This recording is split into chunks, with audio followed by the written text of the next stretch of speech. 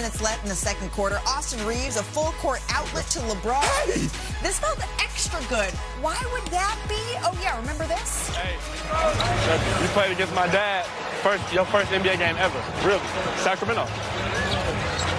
Why you do that? You feel old, don't you? You didn't feel old on that play. There they go, age flip. Dunking on senior and junior. Under 5 minutes left to play in the second quarter. Luka Doncic. I need this. Working his way in the paint, shuffling, getting the floater, Sinead. It's not fair. When he initiates contact and also is 10 feet from the rim, it's going to be a good night for that man. See, getting inside, that's what the Rockets needed to continue to do. KD carrying the Houston's offense. But wait, we need a refuel, and it didn't quite come. Here we go. Under 5 minutes left. Again, here comes the double team on Kevin Durant here, Sinead. They needed gasoline. They needed propane. They needed more in their tank. It's a bad shot. Bad shot. Well, good defense. Another Houston possession here. Talking the Durant, ball. Brian, gets double-teamed again. Turnover. And the bounce pass, it was stolen. Here comes a double team again on this one. It's about to be another bad shot coming your way. They could not get inside. Beautiful closeout by LeBron James. The Rockets, Sinead, they turned it over 17 times on 14 made field goals. Why'd you tell me that nugget? I still stand by them. Look at LeBron. I love this play. Making sure you had all the LeBron just information. disrupted that whole play.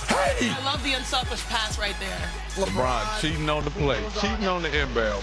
He said inbounds. Why see you? Why? The Lakers go on to win this one 100-92. That 6-minute stretch was about as ugly as it gets offensively. I believe, Brian, the word you used was criminal for the late game offense. Non-existent. They Yeah. shot 1 for 10 from the field. They went more than 5.5 minutes without making the field goal. They turned a 3-point lead into a 10-point deficit. All right, those are the numbers. Here's Kevin Durant. I just felt like I lost the game for us tonight. That's simple. I mean, my teammates could.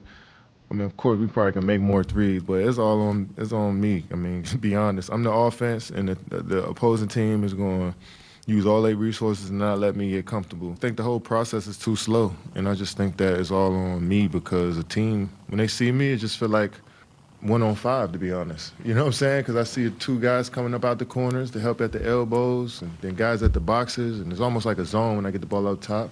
Maybe I got to just get out the way, get in the corner, space the floor out for other guys. And I think just that when I get the ball against certain teams, they just going to settle out and just say, we're just going to double and play a little zone behind it and see what happens. And if we give open shots, that's cool. But maybe I just need to get out the way, be honest. Set screens, be ready to catch and shoot. Just space the floor out for my teammates, It's been happening throughout the season, but I'm starting to figure out, I think I just need to get out the way and let other guys dribble the ball. Kevin Durant needs to get out the way. It's kind of rare, Iman, to see him frustrated like that. What did you make of those comments? I think, one, I was impressed to hear him say he's the offense. That was... Not a lie. I get it. He scores the ball and everything. I totally understand. What I can't understand about the comment is afterwards then saying you're going to give them the ball. It's like you can't do both. You can't be the offense and then say I'm gonna let them dribble the ball. It's like we got to pick how we're gonna be aggressive, pick our spots, and make sure that doesn't happen again. The only thing I would add to what he said is correct. I am the offense, but I am the most consistent offensive player. Come on now. And that is the truth. He's talking about the 7 turnovers he had in the game, and those were not clean ones. Those were almost passing the ball right over to his opponent. The frustration for the Houston Rockets is that they are easy to game plan against, especially when he is the offense bringing the ball up the floor because you double team. But typically in those circumstances, you have 2 defenders outside of the 3-point line, which means it should be easy to make the reads to be able to finish. And right now, the Rockets don't have the right decision makers, or maybe at least trust or confidence in their ability to be able to make those plays that count. Yeah, I'm giving him a pass because I'm giving Durant a pass because they don't have the system or the personnel right now to handle a game like this. Like, when there's 5 minutes left in this game, I almost like, Wemby's on. I'm gonna turn it over because I know what's going to happen. The Lakers are the best clutch team in the league. They get into a clutch situation. They have ultimate confidence. The Rockets are one of the worst. In terms of good teams, they're one of the worst clutch teams in the league. Without a doubt. They have routinely not been able to finish offensively. Quite frankly, Malika, when they get into clutch situations, their numbers make them turn into the Utah Jazz. And I'm not trying to insult the Jazz, but they morph from a top 4 team in the West to the Utah Jazz. And the reason is because Utah Jazz slander The why early. is important, though. well, when it comes to their net efficiency in clutch time is the same as the Utah Jazz is for the 40. But the question is why? And the answer is because they don't have a true point guard. But we've known that over the course of the entire Yeah, so they had a bad break. Their break is if Fred VanVleet gets hurt in September, where they don't have a roster spot and they're up against the apron. They believe in Reed Shepherd. They think Reed Shepherd can be a point guard in the future. The problem is that Ime Udoka doesn't believe in Reed Shepherd at the end of these games. The reason Durant is the one out there is because Ime doesn't have him in the game because he's a target defensively. Now, they may end up, guys, benefiting. Fred VanVleet may come back next year, be awesome again. Reed Shepherd may really benefit from having these, high-stress moments. And in a year, they may be saying, aren't we glad we didn't use any assets to rent a point guard? But when you have a 37-year-old player in Kevin Durant, you're not necessarily putting your team in the best position to win. And the numbers just do not lie. They have routinely not been able to get it done in close situations. Yeah, my biggest problem with having Kevin Durant go out there and have to depend on him so much when you do that, throw that double team at him, and then you see him make an unaggressive turnover as opposed to making a nice decision. Everything you see, he's on his heels in these possessions. He's backing up, steps on the line right there. Non-aggressive. You don't have Kevin Durant getting a look at it. He's not even attacking the guy that's closing out at him. And when I see Kevin Durant like this, it's going to automatically, when you say you're the offense, it's going to automatically put everybody else that's in a red jersey in that unaggressive mentality. And that's the problem that I have with this whole thing. They also didn't have Şengün last night. That has to be pointed out. Şengün would have provided some relief. Without a doubt. Situation. But not in the ball handling and decision making. I think Şengün just understands and appreciates the value of having another superstar next to him, but saying, I'm going to play as if Kevin Durant isn't out there. And that ends up working out, and that's what usually happens in an all-star game. So that's what I'm looking at. It all comes down to winning the point of attack. And because he knew they were coming, it's almost like he was casual versus having that point of attack that you initiate. That's a better fix. I don't think we're going to see another game like that from Kevin Durant. Oh, no, he took accountability for it. These have been some of the issues that have plagued the Rockets all year long. So certainly I don't want to overlook that. These are things that are going to come up against team after team after team. But the Los Angeles Lakers, they also did this to Houston. They saw the game plan and they said, you know what? We are going to employ ours and we're going to do it well. They continue to send the double team. They haven't exactly been a defensive powerhouse all year long, and yet here they come. And Brian yesterday said on our show, right, he said after the Houston leg of this road trip, he could be ready to declare this a success or not, depending on how this swing goes. What are we thinking so far? Awesome. They got to win the Lakers. next one. Just get into the last 5 minutes in a close game. I like the Lakers, but I will say this. They could bring Şengün back tomorrow, and if the Rockets win tomorrow's game and just split this, it's a win for them. The standings are equal, and they win the tiebreak. So Houston, while we can really look at the way they failed last night, and we can praise the Lakers, this can be totally flipped around with a good game tomorrow night. I did walk away from this, though, for Los Angeles, saying, Sinead, you know what? This is a real winning streak that they're on right now. Finally, you're starting to see the big three have real chemistry and picking their moments and sharing the basketball. It was that Austin Reeves drop-off to LeBron to have the dunk. Those are the things that galvanize your squad. I look at the Houston Rockets, and I'm like, typically under Ime Udoka, they're the bullies, they're the dogs. But it felt like the Lakers were the dogs. They were bigger, particularly versus Reed Shepherd, versus other opponents. They would literally just mismatch him and then have people go to the rim, and they get easy looks. And you talk about defensively now, big caveat, Alperen Şengün did not play, but they held the Rockets to 35 points in the second half, the lowest half that they have had all year long. So I want to see them do it against the big teams, but it was a good Is that a side eye? Oh, what? Bombastic side eye. Not at all. Not at all. Not at all. I like the way the Lakers are playing right now. I do. But you're not too. This seems like a butt that is. It's not a butt. It's not a butt. It's just. I agree with you, Wendy. When we start talking about the playoffs, it's a different vibe for me. We're not talking about the playoffs. We're talking about this No, that's what I said. The streak is great. It's been a great time. It's been a great time. When it's a close game, the Lakers have a chance. So they just have to try to play in. But I'm just saying, last night, Houston handed them that.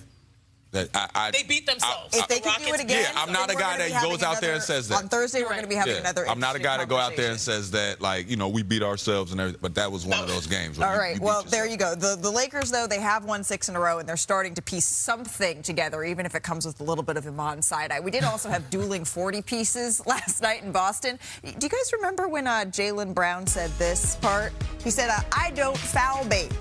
He said that against the Thunder. I don't know, maybe the Suns have a different opinion. I'm not saying that I do here. But we're going to pick this one up here in the second quarter. Boston up in this one. Like it. Jaylen Brown To the cup. I gets like inside, it. attacks. Things happen at the rim. Jaylen Brown, he was 9 of 11 from the free throw that line was in the very first half. So jumping ahead here to the fourth quarter. Some course correction. It's a 2-point game. This is a good one here, Brian. Jaylen Brown, once again, gets to his spot and executes. There was no foul there. That was clean, high-level basketball. Green, mean, winning machine, green. It is St. Patrick's Day. Oh, jeez. Devin Booker gets to the cup, finishes 40 points on the night. Couple possessions later here. Oh, scoop. Can't fall asleep. Weak side double. To the Euro. Hello. That's not an easy move when you come back. Tatum finished with 21 points. He did that in to this show one. us he ready. Yeah, This is the next Celtics possession. Jaylen Brown there to clean it up. And then the Celtics closing this one out. Brown drives. Man, pump muscle. fakes, Oh, my God. nails the jumper. He finished with 41. By the way, 19 of 21 from the free throw line. That's a career high. For made free throws, Boston is coming, Eastern Conference. Still to come on NBA Today, Wemby leads the Spurs to another major milestone. But the way they got there, it might tell you a little bit about where they're headed this season. Plus, the playoffs, they're right around the corner. And all of a sudden, The alien. the wall was waiting, Shanae. The wall was ready. I watched Alien Earth. Oh, my God. They really Creepy running away series. with this? Yeah, they're, He was not intimidated. Not at all. you know, Can he be the Lion King? You know how far you have to shoot when Victor's guarding you? From another planet. Oh, You see what I did? but I'm bummed. what a star we have. And the planet is 35 feet in this instance. Well, Darius Garland can make those types of shots. toilet bowl. Showing off some incredible range there. Later in the second, though, the Spurs now leading by 9 here. Stephon Castle puts the moves on Brook Lopez. I'm athletic. Come on. We got to see that And again. then touch the glass like an 8th grader. Go crazy. Go crazy. Behind the back, he crossed over for the layup. And then now you can do a wimbo. Here he comes. The lob finishing over Derrick Jones Jr. It's just too easy here. He is the lion. Yeah. Final See how 20 he seconds changed to the direction fourth. there? I feel like we need a little harmonizing. That defense was crazy. That defensive possession was crazy. Right foot, right hand. Oh, my God. And then it was just another Magic Monday for the Hawks as they soared past Orlando. I'll just pile them up today. Well, I didn't get any lemon pepper wings here. Nickeil Alexander-Walker, though, hell nah. He was peppery in this one. Came out on fire for Atlanta. Great signing in the offseason. Just Yeah. a great signing. Kicks it again to Alexander-Walker. Once again, gets it to go, really heating up now. I love teams that like playing together. They're looking like they're really starting to like playing with each other. Got that one to go plus a foul. 14 Yeah. points in the first, the most in any first quarter in his career. The He Hawks didn't up stop. 13 after one. Hell nah, he didn't. They All turned right, the now to the slack. second. Hey, Johnson for the slam. get all the babies out the street. The bench is loving this one. Atlanta now up by 14. 8 minutes to go. Hawks up big in this one. Nickeil Alexander-Walker, guard that man. He's left open, wide open in the That's corner. an X in the corner. You got to be there. Johnson finished with 6 assists, by the way, just to Alexander-Walker. 5 of them on Yeah, he three-pointers. had a lot more than Come on, 6. kids. We got an X. The in Hawks rotation. up by 29. All right, later in the third quarter, Hawks up again. Drives on Paolo Banchero. Wow. That's tough. And then watch the little stare down that happens something to after say? this. Hawks up by 26. All right, Johnson wasn't done, though. Nails the three-pointer These there. light-skinned And as men. soon as Johnson hits the three. Same draft class. He has some of the stuff to say. Okay, a couple of similarities there. 5 minutes left to go here. Nickeil Alexander-Walker once again. He tells everyone just relax, relax. He finished with 41 points in this one. And the Hawks win their 10th straight, Shanae. What stands out to you? Close your eyes. They're streaking. Jalen Johnson is on pace to be just the 5th player to average 20 points, 10 rebounds, and 8 assists in a season in NBA history. So get that. Points, rebounds, and assists. This is more rare than you think. He is flat out balling. So you know it's time for me to talk nerdy to you. Jalen Johnson is currently averaging 23 points per game this season, more than Paolo Banchero, who he did put the clamps on a little bit, and Karl Anthony Towns. Now let's go over to the rebounds. He's averaging 10.4 rebounds this season, more than, this kind of blows my mind, Giannis Antetokounmpo and the Bam Adebayo. Now let's get to assists. He's currently averaging 8.1 assists this season, more than who? James Harden and LaMelo Ball. No shade, though, because I think Trey is on that list as well. The Hawks are honestly the hottest team in the NBA, winners of 10 straight, largely due to that man, Jalen Johnson. Well, yesterday, Brian Windhorst, he billed this as the game of the night. I don't know if that came to fruition, but the Hawks, they call. Wait, was that face, Wendy? It was a good game. How everybody says the league should have fewer games and everything will be better. Yes. Just Steve Kerr said that. This was more than Steve Kerr. This is what the Hawks have been living in a different world over the last 3 weeks. They've had this homestand where they played 10 out of 11 at home. Shump, look at all these off days. 14 off days in there. Legs. All right? They played one road game, and they had 2 days off on each side of it to ease in and out of Milwaukee there. Look at that. At one point, they only had 2 games in 8 days. Now, they also didn't play the toughest schedule, but guess what? They won all these games. So they win all these games, 10 in a row. They get it going. Jonathan Kuminga is dealing with an injury. They gave him all that extra time. He's back now. Look out for those Hawks. They're racking them up. Look out for those Hawks, and yet they haven't made a ton of movement here in the standings, but a 10-game win streak, come on, is a 10-game win streak. I love it. The thing that I love most is when I start looking at their pieces. Like, that's one of those teams that we were talking about, the Hornets. Well, I was talking about the Hornets. I know everybody is high on them. But I talk about dangerous players that enter into the playoffs. Jalen Johnson is dangerous. That's when you start talking about, not too many people can match up with Cade over there, but he actually physically in stature can do it. You know, statistically can do it. So it's like when you look at matchups and you look at what guys could bring, I look at Jalen Johnson breaking out and having that army around him now. He's starting to feel it a little bit. You see it in the shoulders. Well, the opponents for the Hawks are going to get I don't know about the shoulders, but the opponents are going to get a little tougher here. I mean, it's only Anthony Edwards. I can't wait till I tell you, Malika, you got too much dip on your chip. Say that. I think that's the best feature I've ever seen. Edwards, he keeps getting better and better, though, and not just in that piece, right? He's increased his scoring average in every season of his career, and now President Barack Obama has seen that up in person. And this season, that number is at 29.5 points per game, on pace to be a Timberwolves franchise record. And Anna's been steady this season, right? He's averaging just under 30 points a game against opponents that are 500 or better. That's the 4th most in the NBA and pretty close to a season average. But the Wolves have not been steady like Ant, right? They're 16-19 against teams 500 or better this season. And Anthony Edwards, we just got a injury update here. The Timberwolves say that he is going to be reevaluated in 1 to 2 weeks because of right knee inflammation here. Brian, how can they stay afloat without him? Yeah, this has been bothering him. He was questionable for the game over the weekend. He was, really rubbing it the other night. So you can tell, he was trying to play through this, but they got to protect him. He's already missed 10 games, by the way. Not that award season is that important, the Timberwolves season, but the thing about it is that they have not been great on defense this year. Last year when they got to the conference finals, they finished strong, but they've defended all season long. They haven't been a top 10 defense this year like they were last year.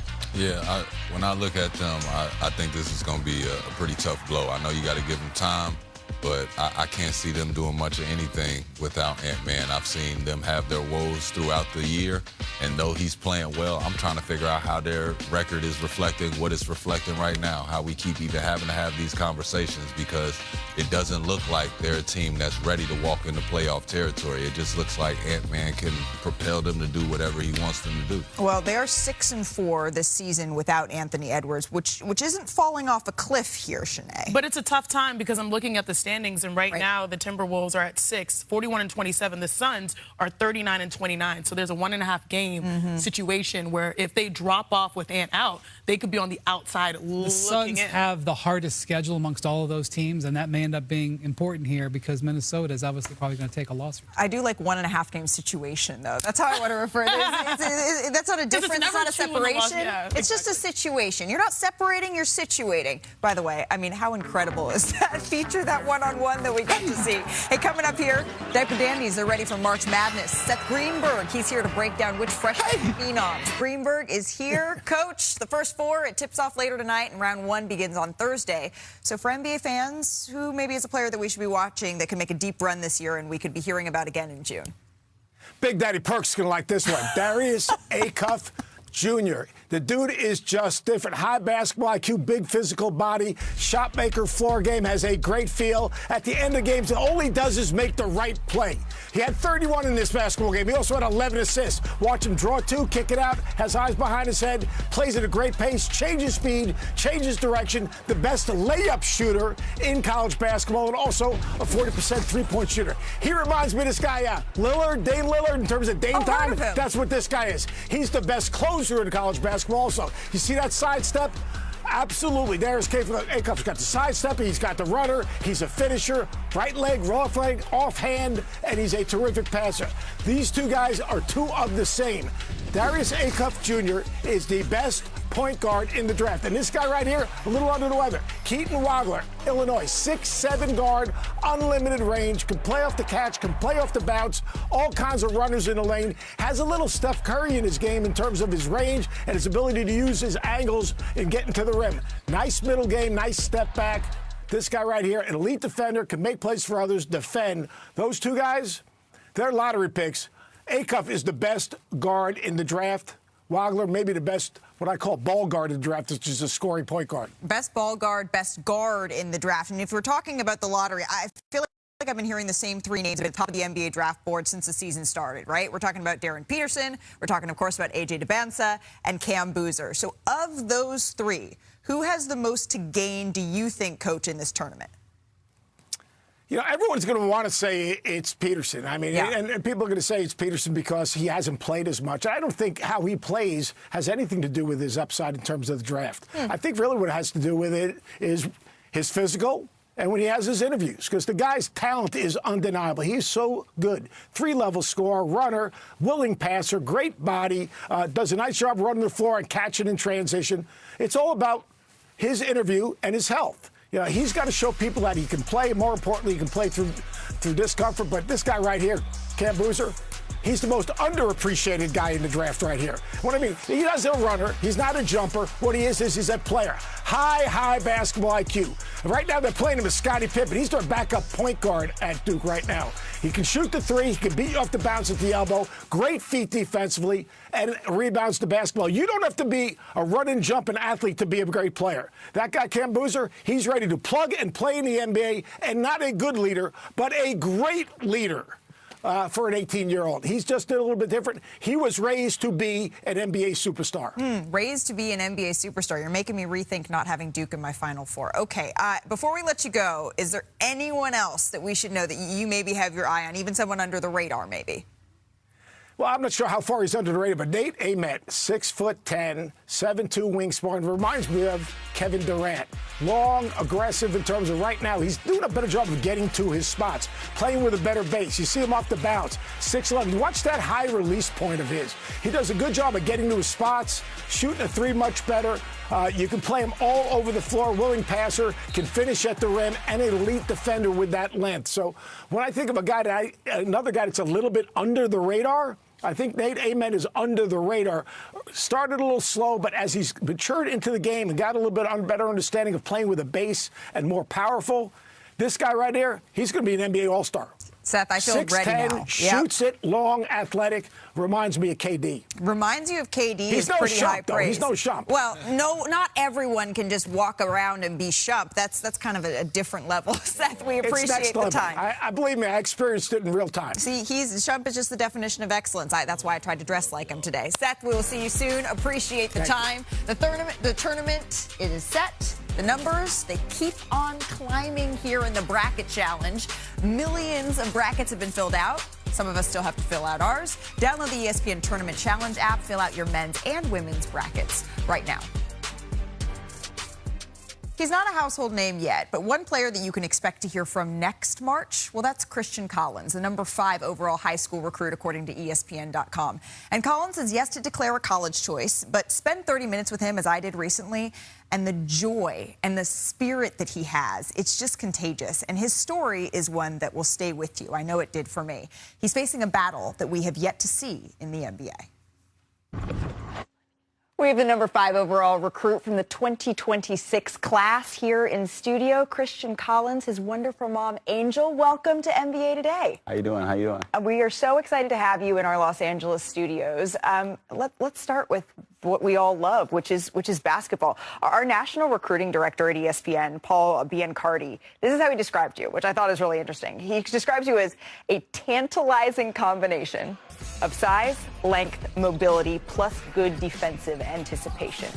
Is there a player that you think maybe in the NBA right now that your game resembles a little bit for all of the NBA fans watching, saying, all right, what are we going to see at the next level? I definitely would say Pascal and a little bit of Kevin Durant, a little bit. I can play the 1 through 5. Whatever my coach needs me to do, I do it just to win. A team player, a leader, and things like that.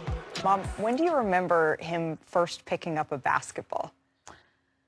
Ooh, he was about actually 1. I had a hoop on the wall, and he would stretch his little body to put the ball in the hoop. It was about 1. You know, there's actually a video on YouTube of me dunking, and I was like 1, but it was like a little hoop, and it was, yeah, I remember that. And so basketball has been really a part of you for your entire life. Basketball has been a piece of who you are, is that right? Absolutely, yeah. But you're here today, Christian, because as basketball is your dream, has been your life, has been the things that you have been working towards, you also have a story to tell, and you're telling it on national television for the very first time. So what can you tell me about your diagnosis? So I was born with a diagnosis called cystic fibrosis. It's a genetic condition, and it affects my lungs and pancreas. I have a really mild version of the condition. For example, I'm 6'9". You're not supposed to be as tall when you have cystic fibrosis. You're not supposed to gain as much weight when you have cystic fibrosis. You're not supposed to be just doing the things that I'm doing right now. And a lot of times they would call me like a miracle case. And it's all thanks to God because, you know, when I was younger and I was admitted, I don't think it really settled in for me that I had cystic fibrosis until I was admitted to the hospital for about 2 weeks. And I was being pumped with medication and things like that. How old were you? I was about maybe like 10. And I felt like quitting multiple times, and it was hard for me. It really was. But the fact, I always wanted to be normal. Like, I always wanted to be like a normal kid. So I never told anybody that I had cystic fibrosis. I never let it affect me. I never just went around saying, like, having people feeling sorry for me. Like, I just wanted to just show people I can still do the things I'm doing, like, with it. So it was pretty challenging. But for the most part, it's really helped me grow to who I am today. When it comes to basketball, when did you know for sure that this was going to be a sport that was going to be safe, that you were going to be able to pursue at an incredibly high level? Because I'm sure there was a moment where that was in doubt. I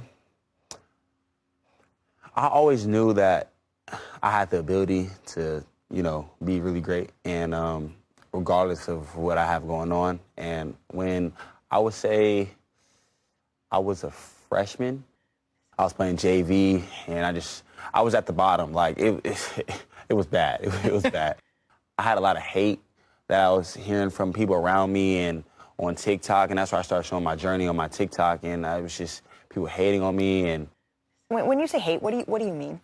I would mean, like, just people doubting me, laughing at me. Like, at a point, I was about 6'5", and I couldn't dunk. And people were just, like, laughing at me and making jokes. I would never be good. Who are you? Just a whole bunch of different things. And it always, I used to come home sometimes in tears and, like, and I used to cry. And I just knew, like, I had to separate myself. And if I wanted to get to where I wanted to go, then I had to sacrifice certain things. And the hate that I was experiencing, it it tore me apart, I would feel like. It really did. But I just let that fuel me. I just let that keep me going because it was a lot. It was a lot. There hasn't been an NBA player that has been diagnosed with cystic fibrosis that we know about. I'm hoping you can put yourself in that frame of mind, walking across the stage, shaking the commissioner's hand, and what that is going to represent for so many people. How does that make you feel picturing that dream? I just know that I got to stay grounded, and I know that I'm so close, but I'm so far. And I just can't get complacent because, yes, I made a huge jump right now, but ever since, like, I knew what it felt like to be at the bottom, I will never not be humble ever again. I will always make sure I stay grounded, and I always keep working because, yes, I'm number 5 in the country. Yes, I'm a down. Yes, I got hoops on, but it doesn't mean nothing unless I got to make it. Like, I still didn't make it yet, like, you know. So just to have this dream, and I'm just so close to it, it's really a blessing, but I just got to keep going. Your mom brought this magazine here of a young Christian. It says, "Christian won't quit. A lung disease can't stop this 12-year-old basketball star." Yeah. What would both of you want this 12-year-old, this sweet young Christian, to know as you are sitting here on the verge, really, of all of your basketball dreams coming true? I mean, man, Christian, we doing it. I mean, we're doing it. We're doing it. You certainly are. Christian, Angel, I cannot thank you enough for your time. I am wishing you the best of luck in your journey, and I very much hope that in just a couple of years that we will be sitting across from each other at the NBA draft. Yeah. Absolutely. Christian, thank you so much, Angel. Thank you so much. Thank you. Appreciate your time. Christian Collins will announce his college commitment tomorrow. He's deciding between Kentucky, USC, and Louisville. Here's a look at the top 5 in ESPN's 2026 SC Next 100 recruiting prospects. And you can see Christian Collins, number 5 overall, number 2 power forward. So that announcement, that commitment, is coming here on Wednesday. And certainly we've never seen an NBA player with cystic fibrosis, and we wish him the best of luck. In the spirit of St. Patrick's Day, we're counting down the luckiest NBA plays. Bri? All right. I never called him Bri before. In 2001, this is Kelvin Cato. The hammer didn't go, but that did. Did he know? I mean, boom. Too strong. That's still... Low key, he made that because he pulled the rim, which popped it up. It was all in the plan. J.R. Ryder. Oh, I remember that the night this happened. He tried to save it from going out of bounds, but hit the 3 instead. Sure. Wait a minute, did he just smack him on his head? Arthur.